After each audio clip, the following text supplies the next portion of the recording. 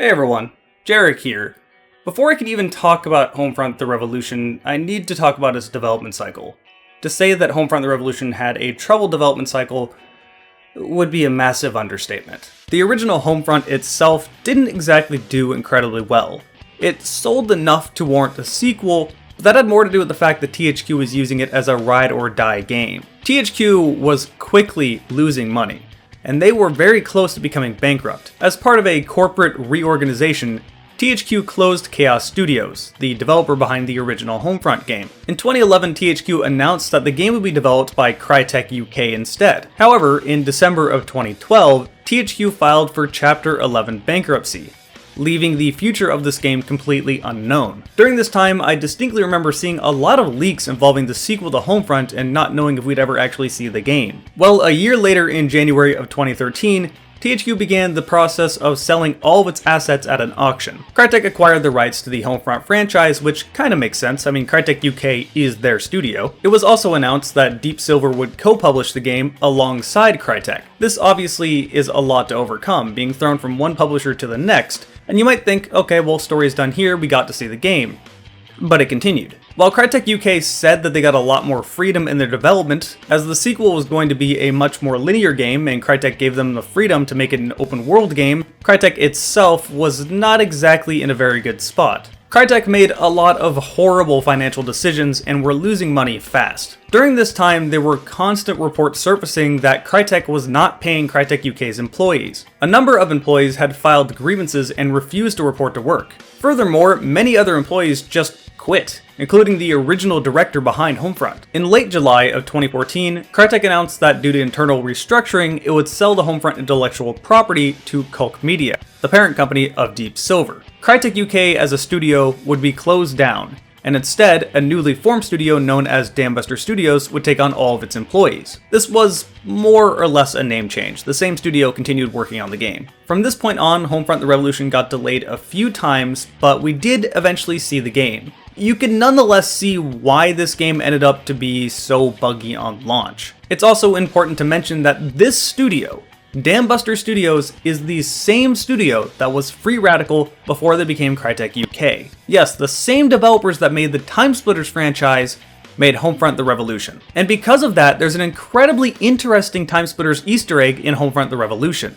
In the last Yellow District, in a prison building, you can find a Timesplitters arcade cabinet. If you interact with this arcade cabinet, you can play 2 Timesplitters levels in full. These levels are Siberia and Chicago. It even has all the PDA games you can play. Now before you get excited, this is not entirely a proper port of Timesplitters to PC. Yes, it runs at your native resolution, but you can't pause the game and change all your controls or have any options to do anything you want to. Mouse aim itself is also kind of jittery and doesn't feel that nice. Regardless, this was still huge news back in the day. This was hope that we might get something, anything, related to Timesplitters in the future. I mean, these were just straight up Timesplitters levels that you could play as an Easter egg. And data miners found that the full Timesplitters game, all of the assets were there, just not playable. Unfortunately, we still don't have anything related to Timesplitters to this day, but people do own the property and there is hope looking in the future. After all, Dambuster Studios may not be the original studio that was Free Radical, but a lot of their employees are still the same. When I look through the credits of Homefront the Revolution, I recognize a lot of these names. If anyone was to make a new Timesplitters game, that's our best hope. And that's the short version. Needless to say, when this game launched, it released in an incredibly buggy, unfinished state. The game would crash all the time. It would soft lock constantly, preventing you from progressing throughout the story. The AI always bugged out. There were small bugs here and there. Overall, the game was just a mess. This is definitely what led to the game getting such awful review scores. But to give credit where credit is due, Dambuster stayed with this game. They didn't just leave it to die. They fixed it up and released numerous patches throughout the following months. If you play the game today, you probably won't have a single crash or any of these issues. There are still a few bugs here and there, but they're not common. I have put 31 hours into this game and have not seen a single crash or soft lock. As far as a PC port is concerned, it's quite good. All the settings you need are there, yes, including an FOV slider. and it's what you would expect out of a CryEngine game. Keep in mind I'm speaking for the PC players here, not the console players. I don't know how this game is on console. From what I've heard, it's still pretty broken, but I can't confirm that. What I can confirm is that on PC, it's a completely stable, solid game. And from there we move on to the graphics, which, as you would expect for a CryEngine game, are quite impressive. All those fancy settings weren't just for show. The game has fantastic lighting, good textures, and overall I can't complain about what I'm seeing. The footage you have been seeing are from my streams at medium settings only. At high settings, this game looks way better. I only have a 980 Ti in my PC, so I could get away with high settings, but as I'm streaming, I prefer to keep a solid 60 FPS, so medium settings for me. I need to upgrade my GPU, but it's really hard to justify it. I'm still waiting for Nvidia to release their new GPUs so I can upgrade. The rest of my computer is great. That's the one bottleneck I have is my GPU. As I said, it's been kind of hard to justify upgrading from a 980 Ti, but with VR being a thing, that's the justification I need. Okay, we can finally actually talk about this game. Despite the fact that this game is called Homefront: The Revolution, it's not a sequel, it's a reboot. The premise is nonetheless the same. It takes place in 2027, Korea became a superpower and overtook the US. None of the characters from the first game came back. As I said, it's not a sequel. They just threw the story of the first game out entirely and started all over again. Now, I'm not interested in telling you step by step what happens in the story, but I will mention some things that I found very interesting. The story is told in a much more cohesive manner than the first game. The characters I actually remember this time around. The four main characters that are the most important to the plot are Ethan Brady, the main protagonist that you play as, Jack Parrish, the field commander of the Resistance, Dana Moore, who really likes to interrogate people, and Dr. Sam Burnett, who never seems to agree with anyone and believes in non-violent resistance, but he stays around to treat the wounded. If any other character is slipped into the story, it's because they are important and will play a pivotal role to the game's story. They aren't just shoved in and shoved out wherever need be. The story is cohesive, the voice acting is good, the characters have body language that seem like actual people this time around. The writing is also pretty decent. They argue within themselves about how they should go about doing things while having the same cause. This is a revolution after all, and one of them doesn't agree with the violent nature of said revolution. So you've already established the good guys and their cause. The enemies are the KPA.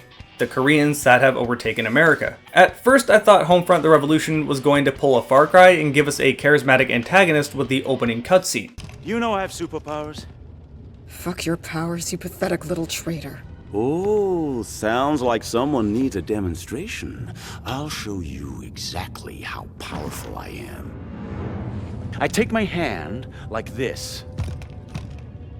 I point. Mary. And... Do it, you son of a bitch! No! No! No! Hey, that's something. This cutscene is actually really good, and it's unfortunately the only one in the game that plays out like this. The KPA are an obvious force that you need to deal with, but there's no governing head, a main enemy, a main villain to put your effort into. This is fine. You see the oppression happening all around you. You don't necessarily need a figurehead to point at to say you're the problem. I mean, you see the problems happening. But it would have been nice to have, especially since later on the mayor of Philadelphia is directly involved with one of your missions. It would have been really nice to have him play a bigger role and to actually know who he was, but instead he just sort of exists. I guess this is fine. I mean, he's the mayor of the city. I can figure out why he's important. But you could have done so much more with this. Alright, I'm going to talk about spoilers, so, skip to that timestamp if you don't want spoilers. Are they gone? Alright, let's talk about the final cutscene of the game. I wasn't wowed by the story, so to say, but the presentation was a lot better than the first game, and anything feels good compared to that, so I was following it, and I was pretty happy with it, until this final cutscene. The final cutscene sees you three open up a door, Jack Parrish get lit up, you somehow avoid taking any bullets at all while you drag him away, and it makes it seem like Jack is going to die right then and there. Dana in that moment grabs an explosive, runs at an APC, and blows herself up. Keep in mind we had blown up dozens of these exact APCs throughout the entire game. Why she needed to do this, I have no idea. I could have just pulled out one of my explosives and shot it, or she could have just thrown it at it. It was like 20 feet away. This was just needlessly killing off one of the main characters because they wanted to, I guess? Anyway, out of this, your character somehow almost dies and gets all of his weapons stripped away except for his pistol. You stumble up some stairs, almost die, Jack Parrish saves you because I guess he's fine, and you push a magical button that allows the SAM turrets to blow up some blimps in the air. The game just kind of ends at that point. It doesn't feel like nothing happened, it felt like there was a journey from the start to the end of the game, and it does feel like we got work done, but the ending also just feels incredibly abrupt. Regardless, I was following the story and I was somewhat invested in these characters. I did want to see what happened. And because of that, there's 3 expansions for this game that I'll be streaming next week to make another video about those. Yeah, I'm doing a lot of Homefront content that I didn't originally plan to do. Reading the descriptions of these expansions, they do seem interesting. My curiosity has to be sated. And now finally we move to the gameplay. And believe it or not, I actually didn't mind this game. That's the reason why I feel like playing through the expansions. It wasn't an awful game. I can sum up this game in a very brief description. It's basically urban Far Cry. If you like Far Cry and you like open world games, you're going to like this game. If you don't like Far Cry and open world games, and you think they're the most boring things in the world, you're going to play this game and then say it's the most boring thing in the world and call it complete trash and exaggerate how bad it actually is. I wonder where I've heard that before. Couldn't be Far Cry 5. People, I get it, you find the game boring, can you please stop going into every comment section and saying it's the worst thing in the world just because it's not your thing? Anyway, that makes it kind of difficult to actually talk about the gameplay because you know what to expect. It plays out almost exactly like Far Cry. You get an open world with many different things to do on that map. You go to the thing, you push a button, or you find some things throughout that area, and then it unlocks that part of the map. The game does spice things up a little bit though. The atmosphere feels very oppressive. The overall aesthetic and art style gone into this game is fantastic. The KPA will walk around in squads with unique drones and different vehicles of their own. This is a synonymous force that took over your home, and it feels like it. Then you have other oppressive factors on top of that, like a blimp always flying overhead, shining giant lasers down onto the map below. You do not want to be underneath this laser. It effectively acts like an alarm that tells every enemy around to attack you. It also makes ominous dubstep noises whenever it's nearby. Alright, let's go ahead and get out of here before that shows up.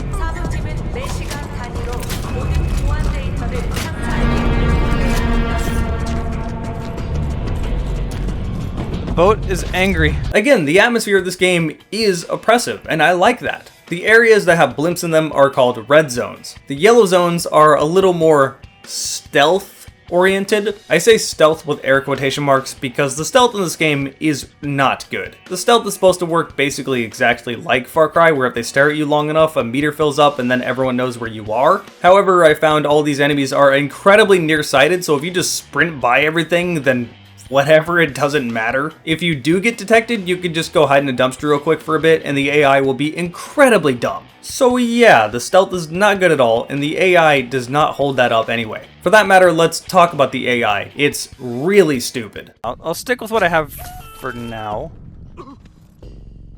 Alright, what did you have? You clearly didn't deserve it. He had a medkit on him too, that makes it even better. Dude, look at all that blood, Jesus. That guy had no idea! Their AI is so stupid! This is not necessarily a problem that is specific to Homefront the Revolution. This is a problem that happens in many open world games, or really just any shooter at all when I think about it. Developers don't seem to push AI, which is kind of disappointing. Good AI can really make a game. Fear is a great example of that. Anyway, the AI is pretty brain dead, so that's a big negative to this game. But I saved the thing I really wanted to talk about the most for last. The guns. My goodness, the guns in this game are amazing. Now, if you look at a list, it doesn't look like there's actually that many weapons. You have a pistol, an M4, an M14, a pump-action shotgun, a crossbow, and a rocket launcher. They fill the roles they need to fine, but that doesn't seem like that many until you factor in all the conversions. Some of you may remember a weapon showcase I made for this game years ago. These weapons get whack. Let me just play a few animations and you'll know what I'm talking about.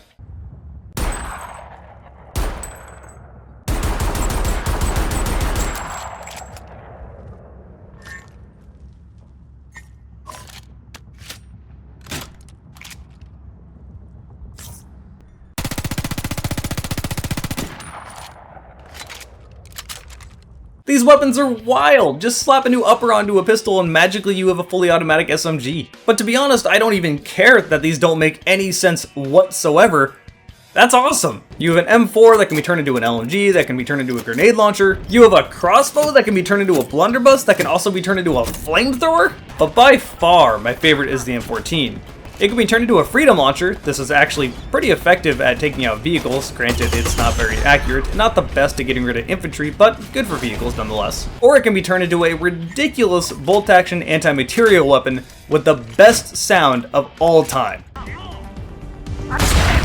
I can just no-scope everything. Oh, almost out of ammo, that's bad. That was amazing. Seriously, if I made a video that is the best rifles in video game history, this one would probably be in there. Point being, this weapon system is really unique and actually kind of awesome. It gives you a lot of versatility that you wouldn't usually have. Say you have an M4 and a pump action. A vehicle comes along. Well, your M4 and your pump action don't actually do anything to that vehicle, but the conversion for your M4 does, and you can take it out no problem. The only downside is that you have to wait for these animations to finish when you want to convert the gun, which makes sense, but it puts you in a really, really bad spot if anyone's shooting at you while you start changing it. If you take anything out of this video, it's these weapons. These absolutely make the game. So I guess I'll answer the title of this video now. How bad is Homefront: The Revolution actually? Well, it's not. I'm not going to lie and say it's the best game of all time, but it's certainly not as bad as a lot of people say it is. I can understand if they played it on launch when it was completely broken and literally unplayable. Yeah, its reviews kind of deserve to stay on launch. But nowadays, it's a polished out game that doesn't have crashing issues or any bugs, at least not for the most part, and the gameplay itself is a competent open world game. If you like open world games and you like Far Cry, you're going to like this game. Not going to be your favorite, but it's going to be enjoyable enough. If you don't like open world games, it's apparently going to be the devil, because man, people react that way to open world games now. Nonetheless, it's actually a pretty fun game, and again, as I said, I will be covering the expansions for next week's video. For now, that should sum up Homefront: The Revolution. I hope you have enjoyed this video. Thanks to all of you that joined me over on Twitch while I was streaming. My Twitch is twitch.tv/JarekTheGamingDragon. If you subscribe, you get to see my videos ahead of time. Same thing with my patrons over on patreon.com/JarekTheGamingDragon. I also have other tiers over there if you want to check those out. Again, thank all of you for watching, and I'll see you in next week's video.